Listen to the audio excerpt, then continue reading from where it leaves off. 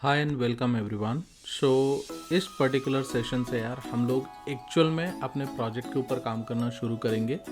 अब जैसा कि आपने टाइटल में देखा हुआ था गाइस, कोई भी प्रोजेक्ट बनाने के पहले देखो सबसे इम्पॉर्टेंट होता है एक रिक्वायरमेंट को समझना। हम किस तरीके से एक प्रोजेक्ट को स्टार्ट करेंगे ये पहले समझना ज़रूरी है। जब आप रियल टाइम में काम करते हैं तो क्लाइंट की तरफ से रिक्वायरमेंट आती है और उस पर्टिकुलर रिक्वायरमेंट के ऊपर हम एनालिसिस करते हैं। अब हालांकि मैं चाहता तो था कि यार मैं आपको उस पर्टिकुलर प्रोसेस में लेके जाऊं और मैं आपको बताऊं, but as this particular project that I am creating is not basically the part of the client application, ठीक है, या क्लाइंट रिक्वायरमेंट। ये हम सिर्फ इसलिए बना रहे हैं कि यार हम कुछ टेक्नोलॉजी को समझना चाहते हैं और कैसे इस पर्टिकुलर प्रोजेक्ट के ऊपर काम किया जाता है वो समझते हैं। बट मैं आपको एक प्रोसेस बताता हूँ कि एआई के साथ में आपको कैसे काम करना चाहिए, सो दैट इवन अगर आप क्लाइंट प्रोजेक्ट पे भी काम करते हो गाइस, या आप एक रिक्वायरमेंट अगर आपको कहीं से मिलती है आप उस रिक्वायरमेंट पे भी काम करते हैं, तो आप इस पर्टिकुलर चीज़ के ऊपर आप एक प्रॉपर तरीके से काम कर पाएँ। डॉक्यूमेंटेशन हर एक प्रोजेक्ट के अंदर बहुत इंपॉर्टेंट चीज़ होती है। आपने जैसा कि कभी सुना होगा यार, प्रोजेक्ट रिक्वायरमेंट डॉक्यूमेंट। अब प्रोजेक्ट रिक्वायरमेंट डॉक्यूमेंट क्या होता है, थोड़ा सा एक आइडिया आपको दे देता हूँ। जब कभी भी कोई एक रिक्वायरमेंट आती है, राइट, या प्रोजेक्ट के लिए या किसी भी एप्लीकेशन के लिए रिक्वायरमेंट आई क्लाइंट की तरफ से, तो उसके ऊपर क्वेश्चन आंसर्स किए जाते हैं। उसके ऊपर हम ये डिसाइड करते हैं कि यार कौन सी टेक्नोलॉजी हमें यूज़ करना है, कैसा हमारे आर्किटेक्चर होना चाहिए, ये सारे एक डिसीजंस उसके ऊपर किए जाते हैं। काफ़ी सारा क्वेश्चन आंसर होता है गाइस। हम एआई का यूज़ कर सकते हैं इस काम को थोड़ा सा ऑटोमेट करने के लिए और चीज़ों को आसान बनाने के लिए। तो चलिए एक काम करते हैं, सबसे पहले ये देखते हैं कि यार अगर आपको एक बेसिक सी रिक्वायरमेंट पता है कि यार क्या काम करना है, तो आप एआई को कैसे ये सारी चीज़ दे सकते हो और इसके थ्रू आप काम करवा सकते हो एक स्टैंडर्ड तरीके से, ठीक है। इसके लिए देखो मैंने क्या किया हुआ है, जिस तरीके से मैंने एक प्रोजेक्ट रिक्वायरमेंट डॉक्यूमेंट बनाया हुआ था, मैंने उसका एक टेम्पलेट बनाया हुआ है, एक प्रॉम्प्ट बनाया हुआ है। अगर आप उस प्रॉम्प्ट को यूज़ करते हैं और आपको बेसिक रिक्वायरमेंट अगर पता है गाइस, तो आप एक प्रॉपर तरीके का पीआरडी आप क्रिएट कर सकते हैं।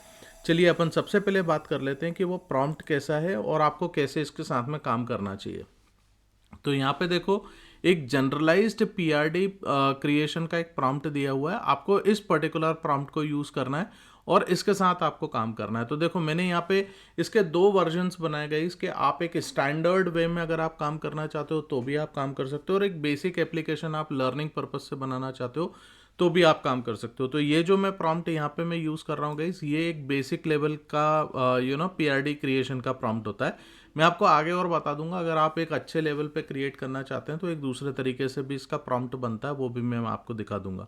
तो यहाँ देखो बहुत सिंपल है। मैंने यहाँ पे लिखा है हेल्प मी टू क्रिएट, यहाँ पे एक्चुअली बेसिकली टू होना चाहिए था, help me to create a project requirement document, here is what we are building. तो यहाँ पे आपको उसको डिस्क्राइब करना है कौन सा प्रोजेक्ट है, 2-3 लाइन में आप बताओ कि एग्जैक्टली क्या है। तो आपको याद होगा मैंने लास्ट वीडियो में एक चीज़ बताई थी यार, एक सब्सक्राइबर हैं जिनने मेरे से ये पूछा हुआ था कि आपका प्रोजेक्ट जो है वो क्या प्रॉब्लम सॉल्व कर रहा है। तो ये एग्जैक्टली वो चीज़ है गाइस जो आपको यहाँ पे बताना चाहिए, राइट, कि आपका प्रोजेक्ट किस प्रॉब्लम को सॉल्व कर रहा है, इसका मेन पर्पस क्या है, who is going to use this particular thing. ये सारी चीज़ें आप यहाँ पे बताइए एक छोटे से पैराग्राफ में, और इसके बाद आप इसमें यहाँ पे पूरा टैक स्टैक बताओ कि यार आप किस टैक स्टैक के अंदर इसको पर्टिकुलर एप्लीकेशन को आप बना रहे हो। और इसमें काफ़ी सारी कुछ चीज़ें आती हैं, जैसे बैकएंड लैंग्वेज क्या होगी, फ्रंट एंड फ्रेमवर्क्स क्या होंगे, सीएसएस फ्रेमवर्क में हम लोग क्या यूज़ करेंगे, क्लाइंट साइड टेक्नोलॉजीज कौन सी होंगी, क्योंकि ये एक डेवलपमेंट की अंडरस्टैंडिंग होना गाइस बहुत इंपॉर्टेंट है। अगर तुमको ये नहीं पता होगा कि कौन सा कंपोनेंट क्या काम करता है, किस तरीके से प्रोजेक्ट के अंदर कौन सी चीज़ को या टेक्नोलॉजी को यूज़ किया जाता है, देन ट्रस्ट मी टेक्नोलॉजी को यूज़ करना, प्रोजेक्ट बनाना थोड़ा सा डिफिकल्ट हो जाता है, राइट। ईमेल सर्विस को हम किस चीज़ के लिए यूज़ करेंगे, कोई नोटिफिकेशन टूल्स आप यूज़ कर रहे हो क्या, स्टोरेज सॉल्यूशंस आपके क्या होंगे, मतलब अगर इमेज वीडियो या फाइल्स को अगर आपको स्टोर करना है तो आप उसको लोकल पे आप यूज़ करना चाहते हो, लोकल स्टोरेज करना चाहते हो कि क्लाउड लेवल पे आपको स्टोरेज करना है। तो गाइस आजकल जितनी भी एप्लीकेशंस बनती हैं उसके अंदर हम बेसिकली क्लाउड पे जाते हैं कि इमेज वीडियो या फाइल्स जो भी होती हैं अपन क्लाउड पे स्टोर करना चाहिए। जैसे फॉर एग्जांपल AWS है तो AWS में S3 में ये सारी चीज़ें डाली जाती हैं। इसी तरीके से और भी बहुत सारी क्लाउड सर्विसेज हैं गाइस जिसका अपन यूज़ कर सकते हैं। तो मैं इस पर्टिकुलर प्रोजेक्ट के लिए कौन सी क्लाउड सर्विस यूज़ करने वाला हूँ वो मैं आपको बताऊँगा। डिप्लॉयमेंट प्लेटफॉर्म हमारा क्या होगा कि हम हमारी एप्लीकेशन को कहाँ डिप्लॉय करना चाहते हैं। आप AWS पे रख रहे हो या GCP पे या Azure पे या कोई कोई दूसरा आपने शेयर्ड रिसोर्स शेयर्ड सर्वर लेके रखा हुआ है, वहाँ पे आप रखना चाहते हो।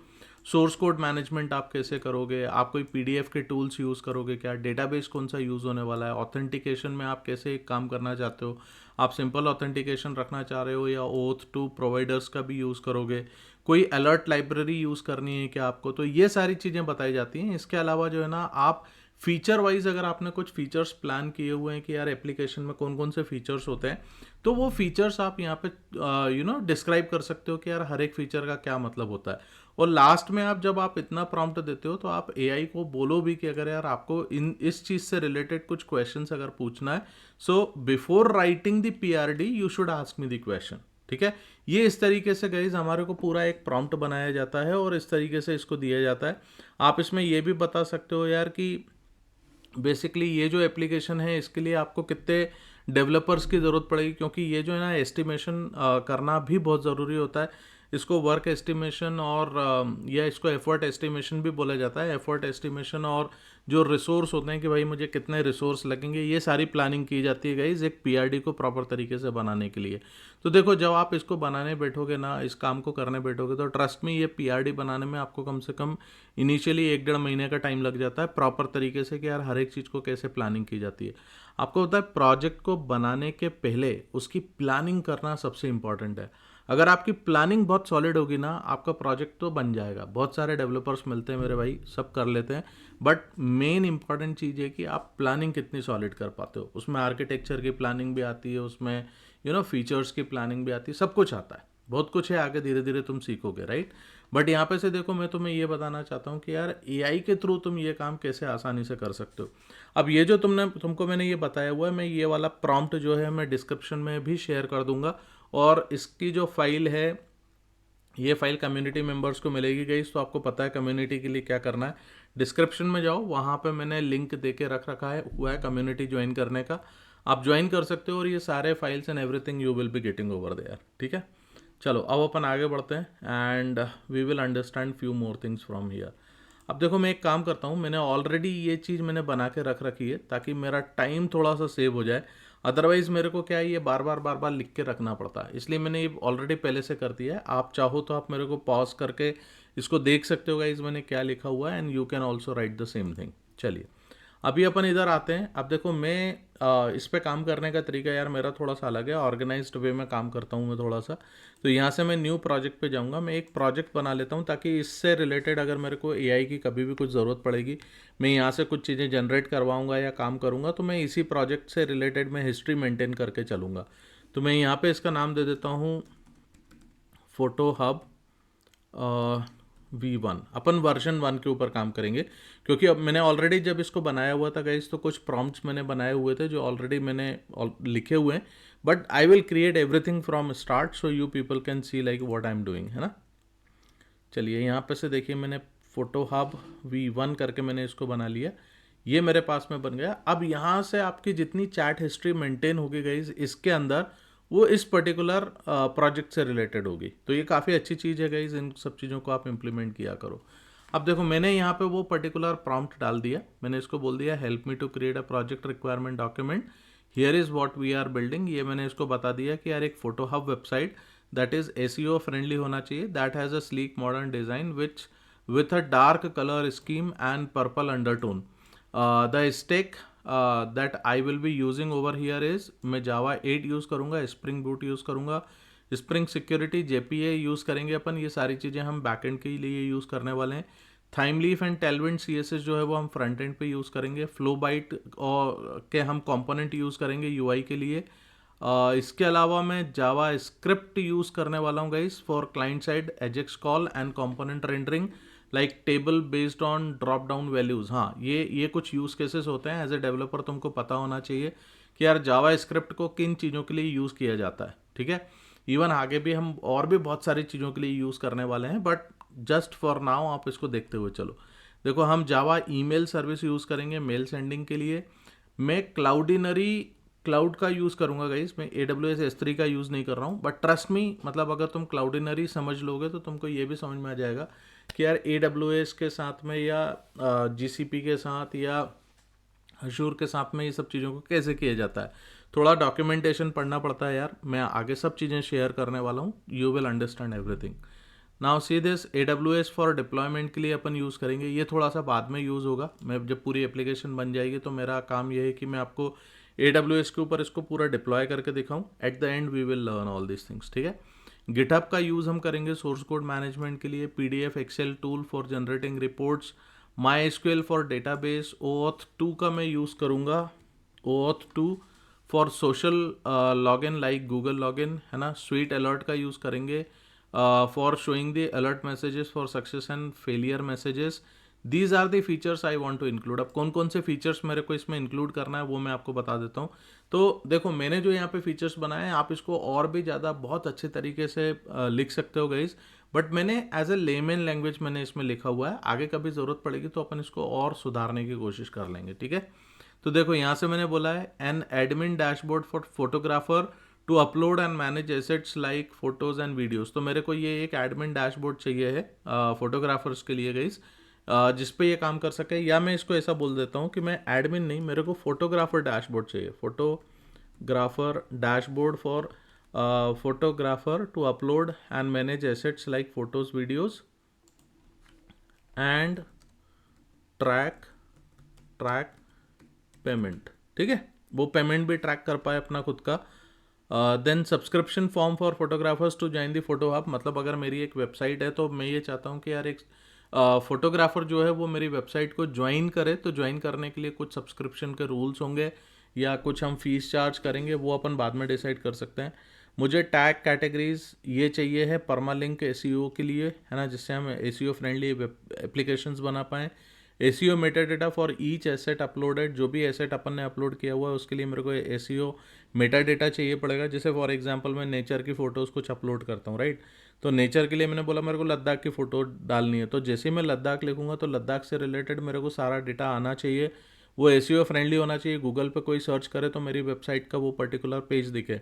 तो वो कैसे करेंगे वो सब अपन बाद में देखेंगे, बट अभी मेरे को ये पूरी कुछ फीचर्स थे जो मैं इसमें ऐड ऑन कर रहा हूँ।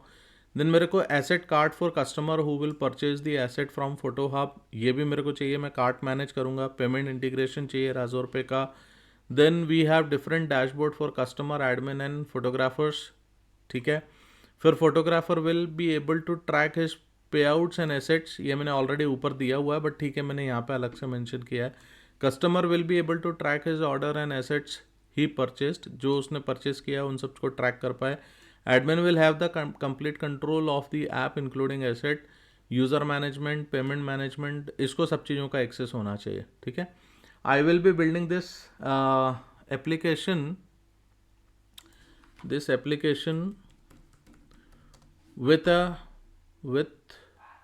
With an AI GitHub Copilot. मतलब मैं गिटहब को पायलट का यूज़ करूँगा गाइस। अब मैं आगे आपको दिखाऊंगा, ये गिटहब को पायलट का भी बहुत यूज़ है इंडस्ट्री के अंदर आजकल। कोडिंग करने के तरीके चेंज हो गए, वो अपन आगे देख लेंगे।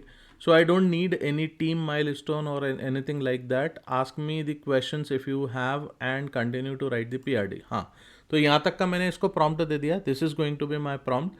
नाउ सी, अगर गाइस मैं इसको ये प्रॉम्प्ट देता हूँ तो ये मेरे को क्या बना के देगा, ये मेरे को एक पूरा एक स्ट्रक्चर बना के देने वाला है। कुछ क्वेश्चंस पूछेगा, उन क्वेश्चंस के जब अपन आंसर देंगे तो एक ये प्रॉपर PRD आपको बना के देगा। तो देखो इसने क्या बोला है, great, I can create the clean complete developer friendly PRD for your photo hub project.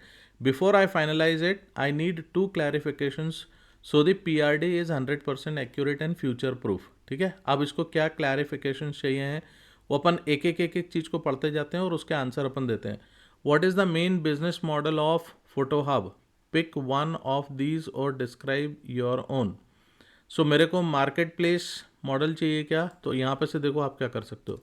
आपको अगर मार्केट प्लेस मॉडल चाहिए जिसमें multiple photographers can upload the assets, customer purchase assets individually, photo hub takes commission, ठीक है।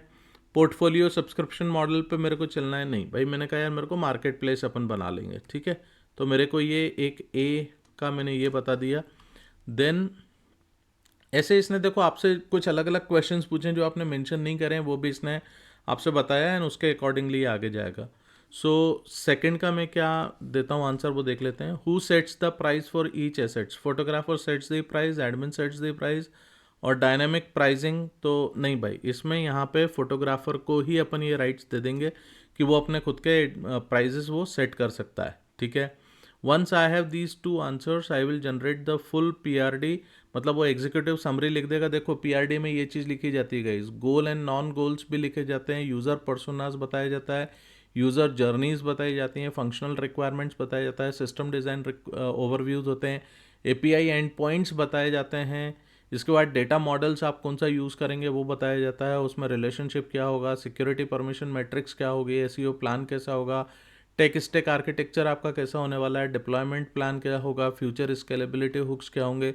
तो ये जब आप सारी चीज़ें इसके अंदर बताते हैं गाइस, तब जाके आपके लिए ये एक पूरा एक प्लान बनाता है। बट आप सोचो अगर यही चीज़ तुमको खुद को करने के लिए मैं बोलता तो इसमें कितना टाइम लगता, राइट। तो एआई का ये एक बहुत अच्छा एडवांटेज है यार, जिसके लिए तुम काम कर सकते हो। अब आप देखो यहाँ पे अपन ने एआई को ये इनपुट दे दिया and we are just talking like this, और यहाँ पे एआई अपना सारा काम करके अपने को दे रहा है। So this way you know you will be able to have the proper PRD in your understanding. तो आप देखो यहाँ पे इसने अपने को सारी चीज़ें बना के ये प्रॉपरली दे रहा है, ये सब बना के दे रहा है कि यार ये क्या है। So I will do one thing, मैं इसका एक वर्ड डॉक्यूमेंट बना के गाइस इसको मैं अपलोड कर दूंगा, जिससे कि आप बाद में इसको रिव्यू कर सकते हो, देख सकते हो कि यार हमारा कौन सा पीआरडी बना हुआ है, and this is for you guys, ठीक है। अपन इसको अभी ज़्यादा नहीं बढ़ाएंगे, अदरवाइज ये पर्टिकुलर सेशन काफ़ी लंबा हो जाने वाला है। मैं इसको सिर्फ यहीं तक रखूँगा, बट इस पर्टिकुलर सेशन का यार ऑब्जेक्टिव था कि तुमको एआई को अपने डेवलपमेंट के साथ में किस स्टेज पे किस लिए कैसे यूज़ करना है ये आपको समझ में आ पाए, ठीक है। आई होप यार आपको ये वीडियो पसंद आया होगा, इसको आप लोग एक बार रिव्यू कर सकते हो। अगर ये पर्टिकुलर डॉक्यूमेंट आपको चाहिए है तो आप प्लीज़ कम्युनिटी को ज्वाइन करो। कम्युनिटी ज्वाइन करने का लिंक डिस्क्रिप्शन में ऑलरेडी अवेलेबल है, वहाँ ज्वाइन कम्युनिटी का आपको लिंक मिल जाएगा, आप जाओ उसे ज्वाइन करो, right. And then you will be getting all these documents and everything guys, and trust me you are going to rock in your career, right. हम लोग बहुत अच्छा प्रोजेक्ट बनाने वाले हैं। तो अभी तक अगर आप लोगों ने चैनल को सब्सक्राइब नहीं किया है तो please subscribe the channel guys, video को लाइक करिए एंड दूसरों के साथ में भी शेयर करिएगा। थैंक यू वेरी मच यार, अगले वीडियो में मिलते हैं, वहाँ पे कुछ नई चीज़ों को